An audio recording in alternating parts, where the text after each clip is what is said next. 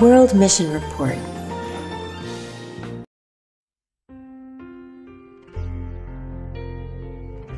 Ubuzima bwacu tunyuramo, ibyo tubona bya buri munsi, hari ubwo biba bitewe n'amakuru twumva, inkuru tubwirwa. Inkuru nziza tubwirwa zirimo ibintu byiza muri twebwe, kandi inkuru mbi, iziteye ubwoba ndetse n'ibindi bintu bitari byiza nabyo birema ibindi bintu bitari byiza muri twebwe. Mbese mukunda kubwira abana banyu inkuru ziteye gute? Mbese muribuka yuko iyo tugeze mu bihe bikomeye, Uwiteka ari we buhungiro bwacu, kandi gutabarwa kwacu nta handi kuba ariko Uwiteka. Bene data, ndabasuje ngo ubone amahoro biva ku Mwami Imana bibane namwe mwese. Tugeze muri wa mwanya mwiza w'amakuru y'ahandi. Amakuru y'uyu munsi afite umutwe uvuga ngo Imana yakijije data. Amakuru yacu twateguriwe na Andrew Marks Siena, umuyobozi w'amakuru y'ahandi ku isi muri General Conference. Mukaba mukurikirana amakuru y'ahandi mu Kinyarwanda mu ijwi rya Noah Emmanuel. Uyu munsi rero ndababwira inkuru y'umukobwa witwa Rumuno wo mu gihugu cya Zambia. Rumuno wo mu gihugu cya Zambia. Mutega amatwi muze gukurikira inkuru y'uyu munsi kuko ni nziza cyane. Icyo nababwira ku gihugu cya Zambia ni uko parike nkuru y'igihugu nationale y'igihugu ibamo inyamaswa zikunda gukura ba mukerarugendo. Izo nyamaswa ni intare, ingwe, inzovu, isatura n'imbogo ya Afurika. Izo nyamaswa ni nini cyane ku buryo abantu bava imihanda yose baje kureba ubunini bwazo ndetse n'ukuntu zimeze. Mureke rero dutangire n'amakuru yacu. Tugiye kubabwira inkuru y'umukobwa witwa Rumuno. Rumuno, umwana w'umukobwa w'imyaka 10 witwa Rumuno, yagize ubwoba cyane igihe cy'icyorezo cya COVID-19 ubwo cyageraga muri Zambia, nk'uko natwe byatubayeho hano iwacu mu Rwanda. Ishuri yigagaho ryafunze imiryango, yagombaga kuguma mu rugo, ntiyashoboraga gukina n'abandi bana b'inshuti ze, ariko byamuteye ubwoba cyane. Kandi uko bwije n'uko bukeye, mama we yamubwiraga inkuru zamuteraga ubwoba avuye ku kazi. Benshi mu bantu bakuru ntibari bakijya ku kazi, bagumaga mu ngo zabo mu gihe cya COVID, murabizi. Ariko mama wa Rumuno yakoraga mu kigo cyita ku bya COVID cyo muri Zambia, bityo we agakomeza kujya ku kazi. Buri munsi mama we yageraga mu rugo afite inkuru z'abantu barwaye bikomeye. Izo nkuru zateraga ubwoba Rumuno, ntiyifuzaga ko hagira umuntu urwara bikomeye. Umunsi umwe maze papa we aza kurwara cyane bikomeye. Muganga aza kubabwira ko papa we yafashwe na COVID. Rumuno ntiyari yarigeze abona papa we arwaye kuva yavuka. Ubusanzwe papa we yakundaga kuganira, ariko ubu bwo yaratuje. Ubusanzwe papa we yakundaga kurya umuceri w'umwimerere akawurisha isupu ya soya n'ibibiringanya, ariko ubu ntiyashoboraga kugira ikintu arya. Ubusanzwe papa we yakundaga kugenda, ariko ubu yari afite imbaraga zo kwigenza. Rumuno yagize ubwoba cyane yibaza icyo yakora, maze aza kwibuka isomo ryo muri Bibiliya rivuga ngo gutabarwa kwanjye kuva he? Gutabarwa kwanjye kuva ku Uwiteka. Zaburi 121:2 aravuga ati nibyo koko, gutabarwa kwacu kuva ku Uwiteka. Atangira kurarikira inshuti ze ngo basenge, babikorere ku mbuga nkoranyambaga nk'uko natwe twabikoraga mu gihe cya guma mu rugo. Ntiyashoboraga guhura nabo kubera ibyemezo byo kwirinda COVID. Kuri uwo mugoroba inshuti ze zigera kuri 30 bahuriye ku ikoranabuhanga na Rumuno, basaba Imana gukiza papa wa Rumuno. Umugoroba wakurikiyeho barongera barasenga, kandi basengera papa we. Bakomeje kujya basenga buri mugoroba mu minsi myinshi cyane.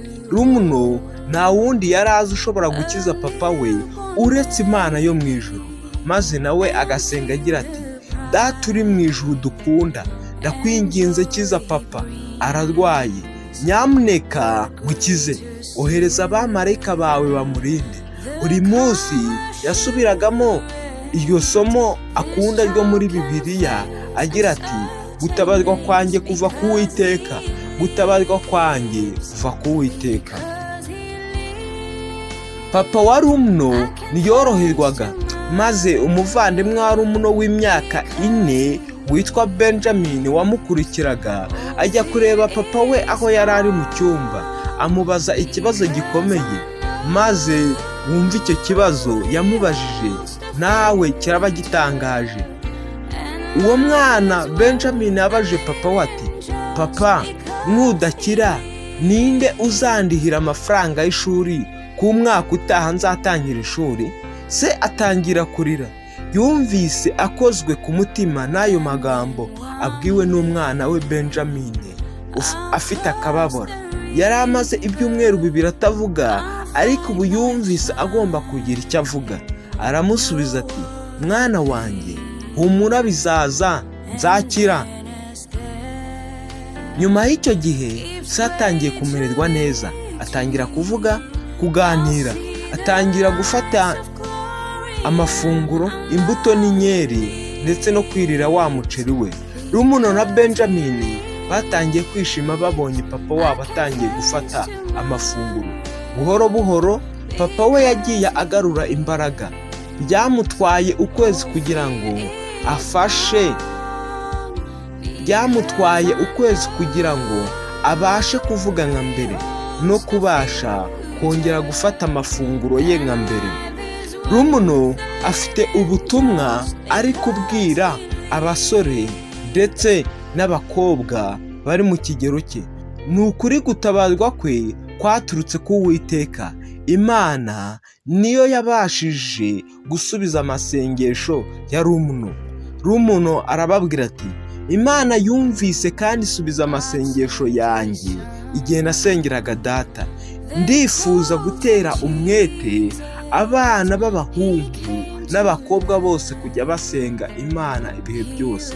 Imana yasubije amasengesho yanjye, izasubiza n'amasengesho yanyu namwe. Gutabarwa kwacu kuva ku Uwiteka. Bene data muriyumvira yuko gutabarwa kwacu kuva ku Uwiteka.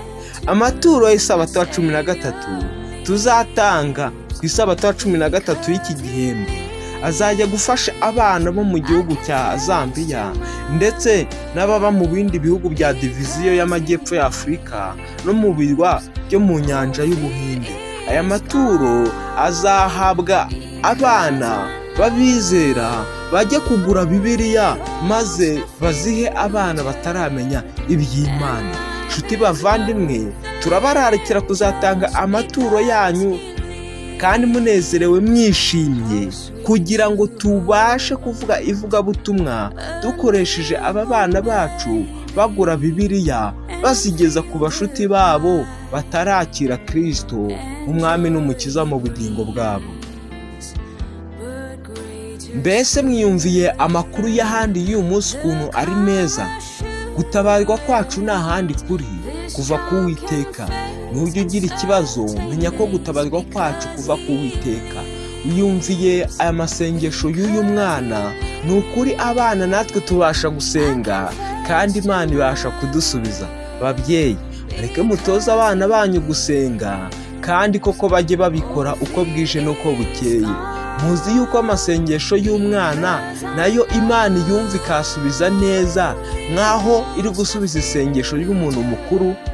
Ndashimira mwebwe mwese mudahema kudukurikira kandi mukumva amakuru y'ahandi, by'umwihariko mukagira ubushake bwo kuyageza ku bandi. Imana ibaha umugisha.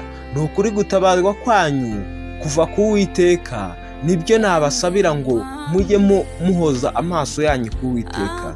Bibutse ko mukurikirana amakuru y'ahandi mu Kinyarwanda mwijwi rya Noah Emmanuel. Wowe wumvise aya makuru, ndabizi ko aya makuru ari meza gukoze ku mutima. Kanda kuri subscribe, kora like kandi ukore share uyasangiza abandi. Nimba ari igitekerezo cyangwa inyunganizi, nyandikira muri comment. Reka ubuntu n'amahoro biva ku Mwami Imana bibane namwe mwese. Ndabararika kugira ngo tuzakurikire amakuru y'ahandi ku isabato itaha azaba ari ku itariki 19. Amakuru yaho azaba aryoshye cyane. Tuzareberamo ibijyanye n'impano z'Imana ndetse n'impano Imana iha ubwoko bwayo. Reka babwire ngo mugire ibihe byiza kandi mugire isabato nziza. World Mission Report.